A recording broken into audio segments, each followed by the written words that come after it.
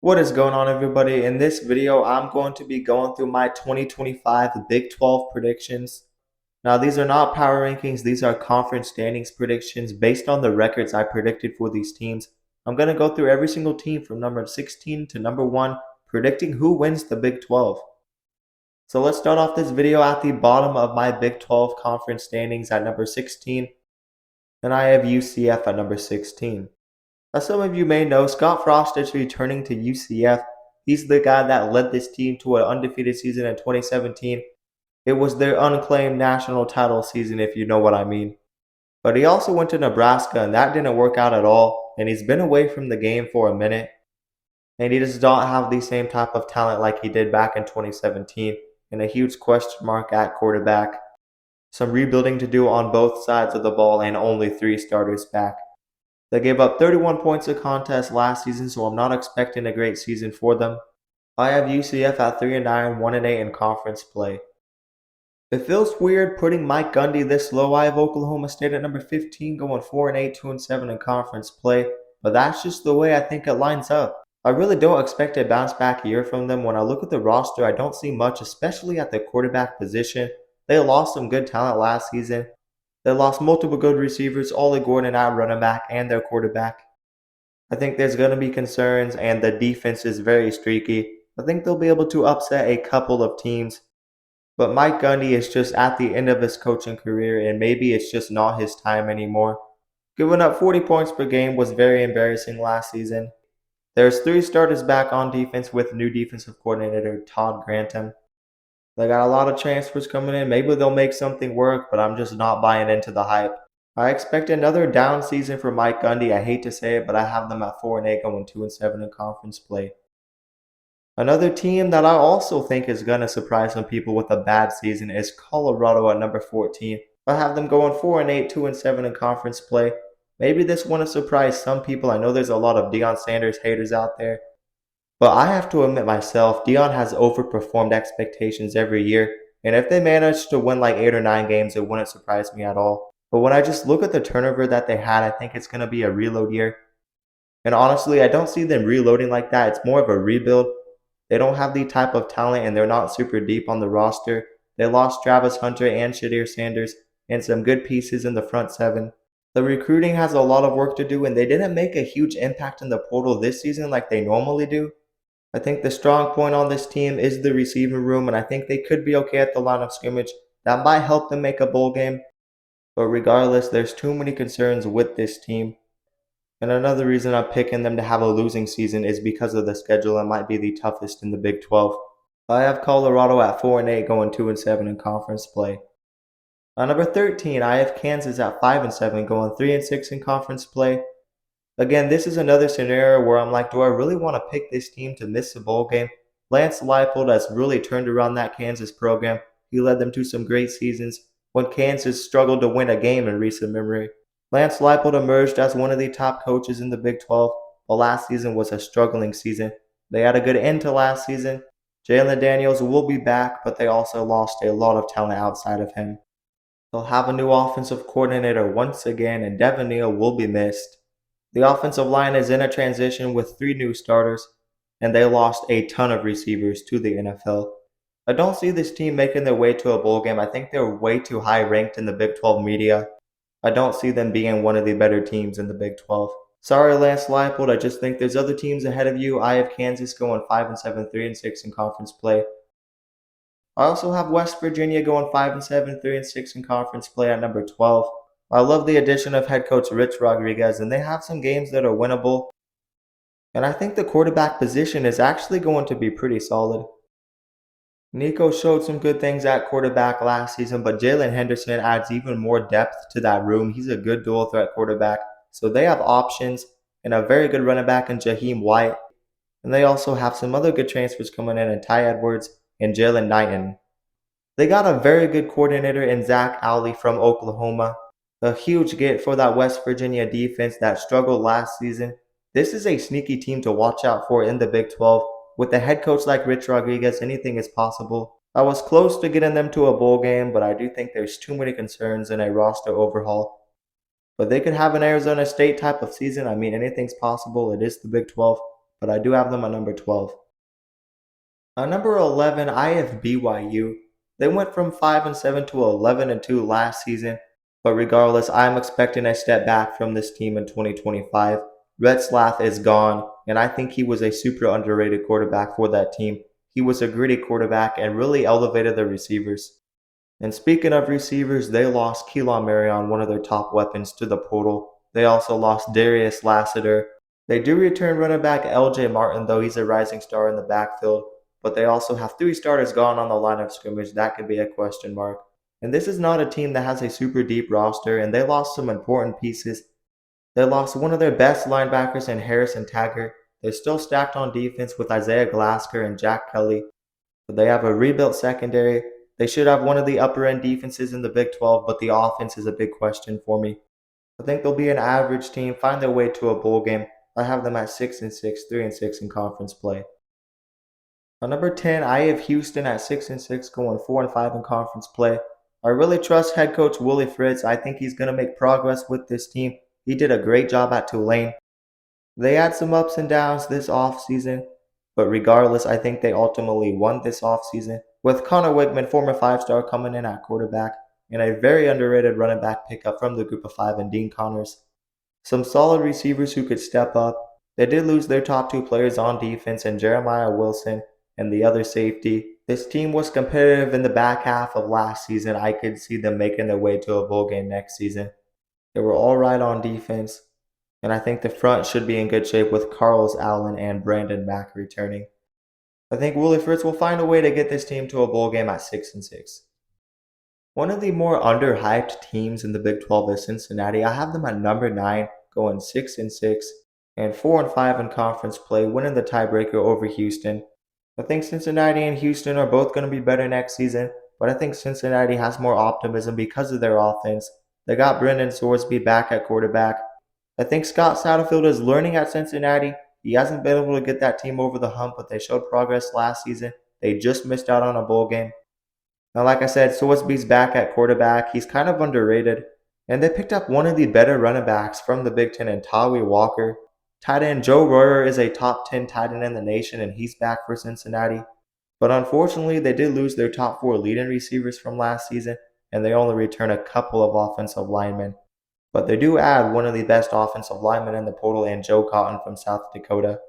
And they got some good pieces coming in at wide receiver. I think Brendan Sorsby will get the job done at quarterback, and I like their coordinator. And with good pieces back on defense, I think they'll take a step forward. I think they find their way to a bowl game at 6-6. I like the offensive talent. I'm probably the only person that you see on social media picking Arizona to win 7+ games. But yeah, I'm high on this team. I have them at number 8, going 7-5, 5-4 in conference play, winning more games in conference than losses. And I think they're going to bounce back. Year 1 was tough. They had a huge roster turnover. Brent Brennan was new to this conference, but they are nearly top of the Big 12 in return in production. Outside of losing McMillan, I love the offense. They add Luke Wysong from New Mexico. I think he was close to a 1,000-yard receiver last season. And they also add the top receiver from Washington State in Chris Hudson. And I think they have one of the more underrated backfields in the country.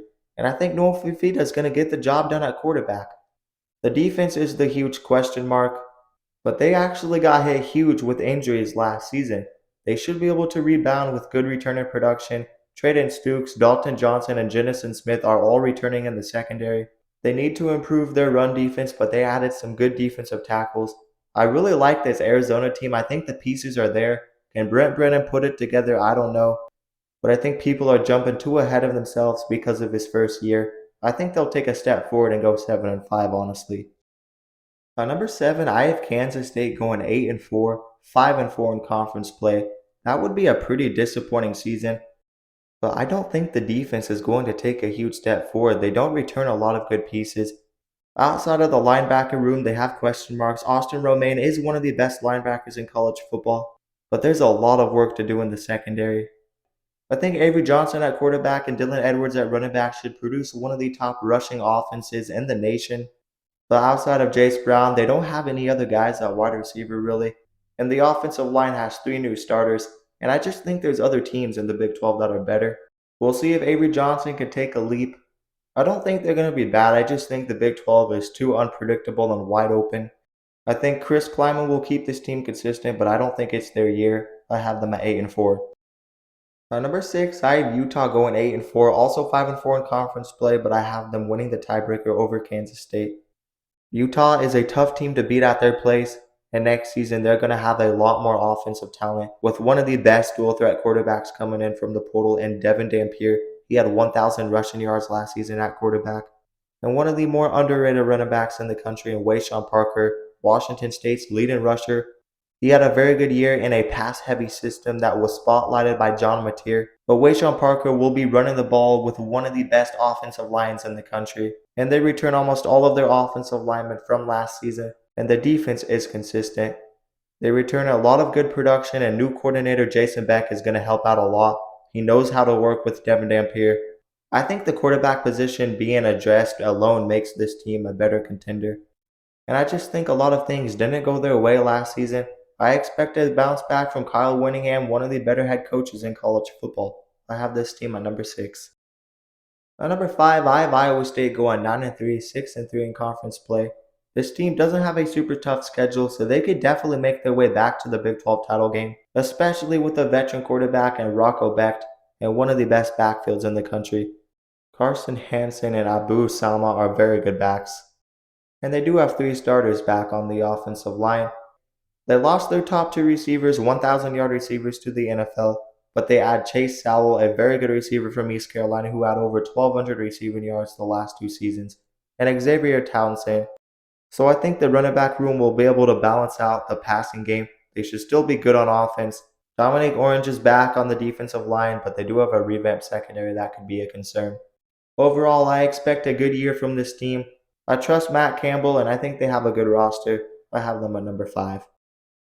At number 4, I have TCU at 8-4, going 6-3 in conference play. I only have them winning 8 games, but I do have them winning the tiebreaker. They have a brutal schedule, but some home games that are winnable. I think they're going to have a very good offense with the experience and Josh Hoover at quarterback. They're going to be able to win some games next season. They surged at the end of last season, winning 6 of their final 7 games. They still have plenty of talent in the receiver room. Eric McAllister is back, and transfers Jordan Dwyer and Joseph Manjack join the team. And they return a lot on defense, so I think they're going to be even better on defense this season. I think TCU has the offense to compete with anybody in the Big 12, and they're a team to watch out for, definitely a sneaky team in the Big 12. I like head coach Sonny Dykes, and I have them at number 4. At number 3, I have Baylor at 10-2, going 7-2 in conference play. They have a brutal schedule, especially in the first half of the season, but I think they're going to upset multiple teams in the first half of the season. I love what they return on offense with Sawyer Robertson, Bryson Washington, 1,000-yard back, one of the best receiver corps in the Big 12. They have their top receivers back. An offense that was going crazy near the end of last season. I think they're going to get off to a hot start. They have so many players on the rise. And I think people have forgotten just how good Dave Aranda can be. He led them to a double-digit win season just a few years ago. And I think they get back to another double-digit win season. And also they have 4 starters back on the offensive line. There's so many things to like with the offense. And the defense adds some huge additions in the linebacker room. And they returned 5 starters and added help at all 3 levels through the portal. This is a team to watch out for. I have them at number 3. At number 2, I have Arizona State at 11-1, going 8-1 in conference play. I have them losing in the Big 12 title game. Can Arizona State really go 11-1 with one of the tougher Big 12 schedules? I think it's possible, and I think they're going to do it. I think Sam Levitt's a great quarterback, and I think their running back room is being underestimated. I know they lost Gadabo, but Kanye Adu was an over 1,000-yard back for Army last season, and Kyson Brown is a young guy to watch out for. And the offensive line will help as well with 4 starters back and one of the top receivers in the country in Jordan Tyson. And a defense that is returning a lot. They're top 3 in the country for return in production.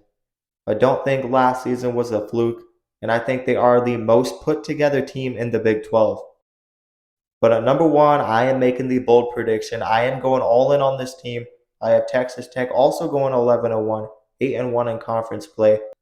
I have them winning the Big 12 and avenging their only loss in the regular season to Arizona State. So a rematch nonetheless in the Big 12 title. Look, when I evaluate the Big 12, I look at Baylor and I think they're right there at that top tier, but not quite on the level. I think Texas Tech is the most talented team in the Big 12, but I think the more veteran and put together team will be Arizona State with who they have back. But I'm really buying into the hype with Texas Tech and the transfer portal additions this offseason. Look, the investment into NIL is going to help, and I think Joey McGuire is a super underrated head coach. And I think in a couple of years, we're going to be looking at him as a top 20, top 15 head coach. He's been recruiting at a top 3 level for this team in the Big 12 for years. Byron Morton, when fully healthy, is one of the more underrated quarterbacks in the Big 12. They got great return on production as well. Reggie Virgil joins that receiver room with Caleb Douglas, Coy Eakin, and five-star Micah Hudson, who could break out next season.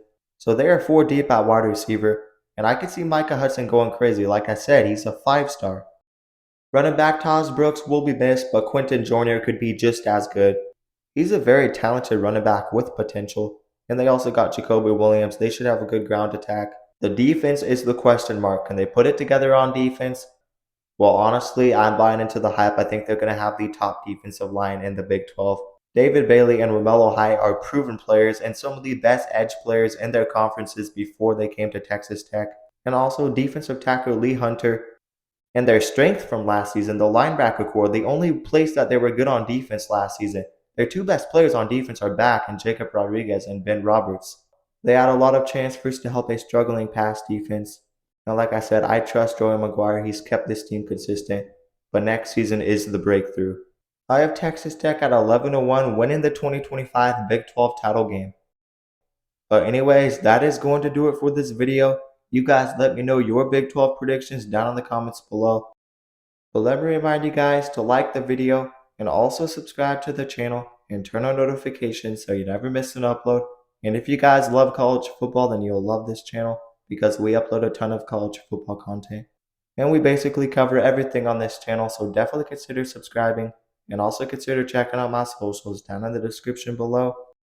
I started a college football pick'em group for everybody who wants to join. We'll be picking games this season. But anyways, that is going to do it, guys, and peace out.